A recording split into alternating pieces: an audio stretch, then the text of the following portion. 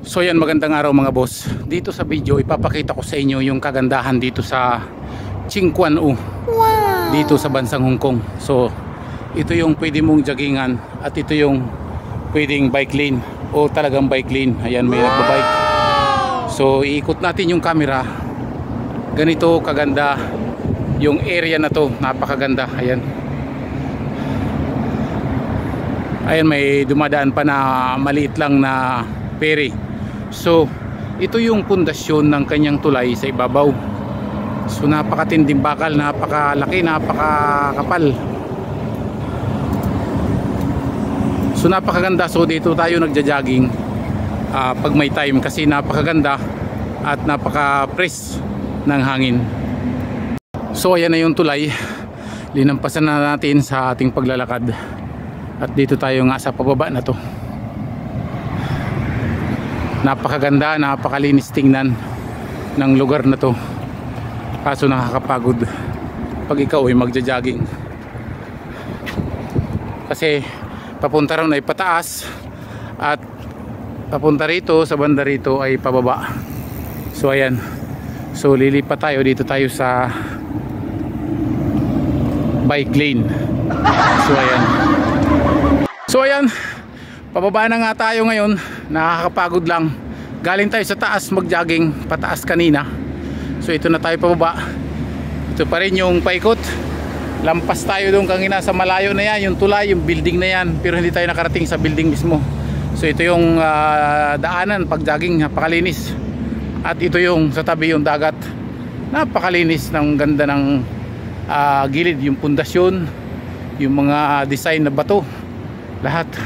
So ang oras ngayon ay alas 9:30 ng umaga. Medyo mainit na kaya pabalik na tayo. So yan, shout out sa mga nakarating na dito sa Tsinghua-no Bridge na to. So ito nga, may payong, mainit siguro. So ayan, ayan yung building sa gilid ng dagat. Ayan, napakaganda oh. So iikot natin ulit yung camera. Titingnan nyo napakaganda oh. Ayun na yung tulay. Oh, napakaganda ng tulay. Sa pundasyon pa lang ng tulay, kahit pagsabay-sabayin mo ang 100 truck, hindi guguho. So ayan, dito na nga tayo sa baba. Malayo na tayo dun sa pinanggalingan natin kaninang tulay. At ito na, malapit na tayo sumakay ng MTR pauwi. Napakaganda sa katawan pag nagja-jogging. Nakakapagod nga lang, so tiyaga lang talaga.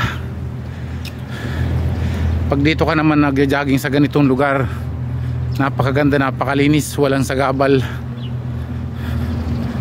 Kung titingnan mo naman yung view, napakaganda oh. Napaka-fresh ng hangin. Alam mo, napakasarap ng pakiramdam yung pinapawisan ka tapos presko yung hangin kahit na medyo mainit na.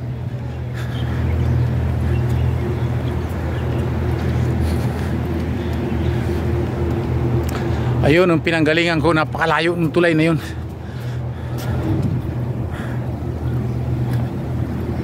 So ayan, maraming salamat sa nanonood ng aking munting YouTube channel. So